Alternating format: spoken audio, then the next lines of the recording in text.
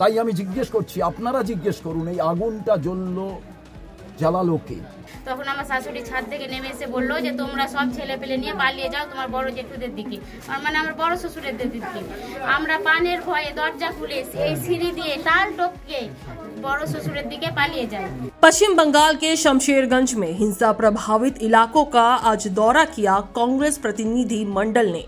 इस टीम में शामिल थे पश्चिम बंगाल प्रदेश कांग्रेस के अध्यक्ष शुभंकर सरकार, सांसद ईशा खान चौधरी और एआईसीसी पर्यवेक्षक अंबा प्रसाद। प्रतिनिधि मंडल ने घटनास्थल का मुआयना किया और पीड़ित परिवारों से मुलाकात कर उनकी परेशानियों को जाना। कांग्रेस नेताओं ने प्रशासन और राज्य सरकार पर सवाल उठाते हुए कहा, दोषियों पर सख्त कार्रवाई हो और प्रभावित लोगों को जल्द से जल्द मदद पहुंचाई जाए। ভোট অন্যদিকে চলে গেলে দারুণ কিছু হয়ে যাবে। এইখানে এই বার্তাটার মধ্যে দিয়ে সারা বাংলায় একটা আলাদা রিফ্লেকশন করতে চায়। তাই আমি জিজ্ঞেস করছি, আপনারা জিজ্ঞেস করুন এই আগুনটা জ্বললো জ্বালালো কে? বিজেপি আগুন জ্বালিয়েছে, দেশলাই বাক্সটা পেল কোথা থেকে? প্রশাসন যদি শক্তিশালী হতো দেশলাই বাক্স পেত না। অতএব দেশলাই বাক্স যারা সাপ্লাই করবে পরে তারা বলবে আগুন লেগে গেল, জল কোথায় পাওয়া যাবে? এটা হয় না। জল হয়তো জোগাড় করা যাবে কিন্তু তার আগে পুড়ে যাবে মানুষ, সেটাই হয়েছে। বিএসএফ ক্যাম্পে দাবি করছেন আপনারা কি? মানুষ যখন আক্রান্ত হয় যে কোনো দাবি মানুষ করতে পারে, যে কোনো দাবি মানুষ করতে পারে। আক্রান্তর পাশে থেকে এবার বিচার বিমর্শ করা প্রয়োজন। এই রকম পরিবারের পাশে দাঁড়ানোটাই সব মানুষের কর্তব্য, সব রাজনৈতিক দলের কর্তব্য। বিচারের কথা আমি বলতে পারবো না। আমাদের সাংসদ, আমাদের দলের নেতারা, এই দলের কর্মীরা ওখানে আছেন, তারা ওদের পাশে থাকবে এবং এলাকার মানুষ ওদের পাশে থাকবে, বুঝিয়ে দেবে যে হিন্দু মুসলমান আমরা একসঙ্গে এতদিন ছিলাম। যারা আগুন লাগাতে চেয়েছে, যারা দেশলাই বাক্স সাপ্লাই করেছে, এমনি এমনি তো আগুন লাগে না, একটা কাঠি দরকার হয়। ওই কাঠিটা কারা দিল, আগুনটা কারা লাগালো, আপনারা খুঁজে পেয়ে যাবেন। মুখ্যমন্ত্রী 10 লক্ষ টাকা আর্থিক আমি এ ব্যাপারে কিছু বলবো না, আমি কিছু বলবো না, তার কারণ সেটা ওই পরিবারের পুরো একেবারে বিষয়। আমি বলবো মুখ্যমন্ত্রী দরকার হলে ওই পরিবারের দুজনকে চাকরি দিক এবং ছেলে মেয়েদের পড়ার ব্যবস্থা করুক, যাতে একেবারে শেষ পর্যন্ত ওদের সমস্ত পড়াশোনা করে। 10 লক্ষ টাকা কদিন থাকবে? আর আমার বাড়ির লোককে মেরে দিয়ে 10 লক্ষ টাকা দিয়ে দিলেই হয়ে যাবে? পুলিশ ফোন ধরেনি দীর্ঘক্ষণ। অধীর চৌধুরী বোঝাতে চেয়েছেন যে কোন জঙ্গলের ভেতরে হরিণ শিকার করার জন্য যদি বাঘ শিকার করবো বলে ভাবে, অনেক সময় হয়ে যায়। এখানে হিন্দু মুসলমান তারা কিন্তু বাঘ, হরিণ, সিংহ সব একসঙ্গে থাকে। এই জায়গায় যে পরিকল্পিতভাবে গোলমালটা করা হয়েছে, এখানকার সাধারণ মুসলিমরা তারা কিন্তু কেউই ইনভলভ নয়। এই ইনভলভটা কিসে? ইনভলভটা দাঙ্গা লাগাবার পরিকল্পনা যারা করছেন সারা বাংলা জুড়ে বাইনারি পলিটিক্সের জন্য, তারা এই কাজটা করেছেন এবং সেই কাজটা আগুন যে লাগিয়েছে। আমি জিজ্ঞেস করছি দেশলাই কাঠিটা পেল কোথা থেকে? সেটা কেন প্রশাসন দেখলেন না? আপনারা আজ থেকে খালি জিজ্ঞেস করুন, আগুন তো লেগেছে, ম্যাচিস বক্সটা কোথা থেকে এলো? আর পরিবারের একটা প্রশ্ন যে ওরা যে কমপ্লেন করেছে সকালে 8টার সময়। शमशेरगंज की सड़कों पर अब भी दहशत का माहौल है और लोग न्याय की गुहार लगा रहे हैं।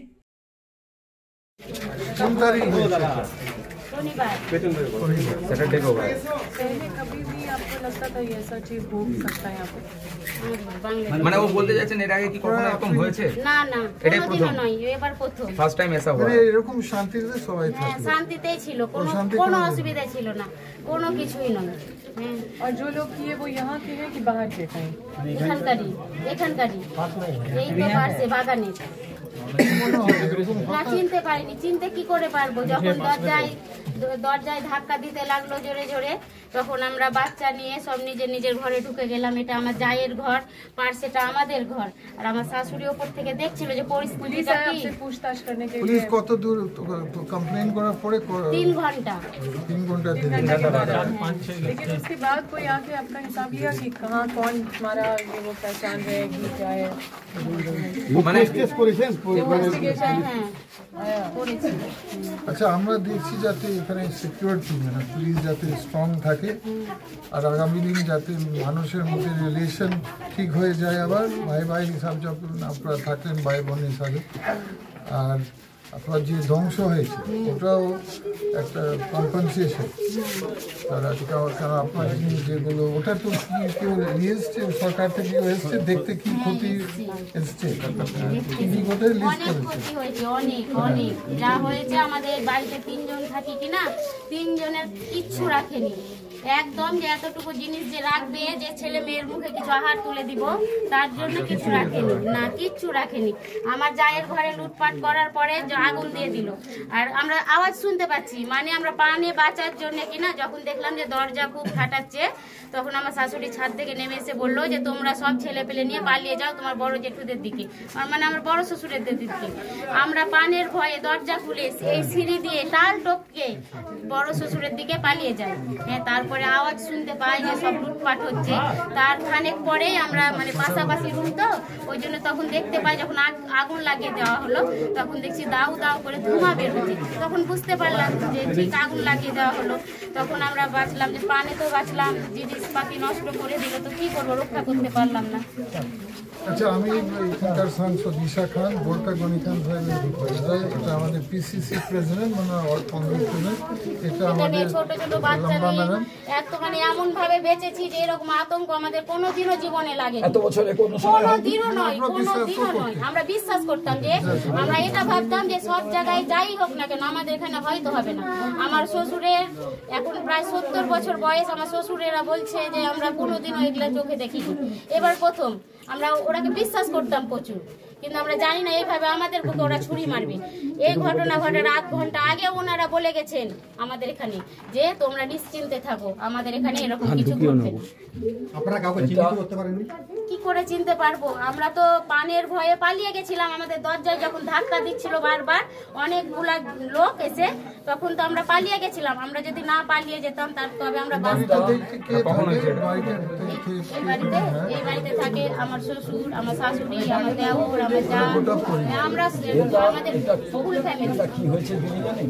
এ একটা ভয়ের বাতাবরণ তৈরি করে, এটা পরিকল্পিতভাবে এত বছর ধরে আপনারা হিন্দু মুসলমান আছেন, কোনোদিন এরকম হয়নি। কোনোদিন হয়নি। তাহলে এইবার এইটা হলো কেন? এইটা এই কারণেই হয়েছে, সেটা হচ্ছে সামনে ভোট। আমি যতটা বুঝছি, একদিকে হিন্দু করো, একদিকে মুসলমান করো, এই যে ছক, আর সেই ছকেই আগুন লাগা, একটা বিভেদ সৃষ্টি করেছে, বিভেদ সৃষ্টি করা। আপনাদের মধ্যে যাতে মিল না থাকে, আপনারা একে অপরকে যাতে অবিশ্বাস করেন, এই অবিশ্বাসের আমরা কথা এমন বলেন। আমাদের ওদের সাথে ভালো সম্পর্ক ছিল, জানেন, আমাদের বাড়ি থেকে শাক নিয়ে যেত, গোবর দিত, অনেকগুলো আমাদের এখন কেমন গরু সম্পর্ক? তুলে নিয়ে চলে গেছে। এখন কেমন সম্পর্ক? এখন কি আর সম্পর্ক থাকবে? আমাদেরকে এরকম আতঙ্কের মধ্যে ফেলে না, দিয়েছে। এখন কি ওনারা আসছে বলছে যে না, না রে ভাই, ভয় না, ভয় না, করার দরকার বাকি কেউ আসে না। আপনাদের সঙ্গে কথাবার্তা হয়? কেউ আবার আসে না। আবার এটা এটা অন্য দল করবে না, কারণ তাদের ভোট দরকার।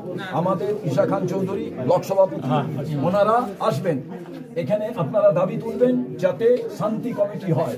আপনারা সব দলের মেম্বার, সাংসদ, এমএলএ সবাই মিলে থেকে এবার এখানের মসজিদের এখানে মন্দিরের পুরোহিত নিয়ে একটা কমিটি যেন ইমিডিয়েট আস্তে আস্তে আবার ভালো দিকে এগিয়ে যাওয়াটাই তো আমরা চাইছি, জানি এই অশান্তি না থাকে। শান্তি যদি এটা কখন হয়েছে ঘটনাটা?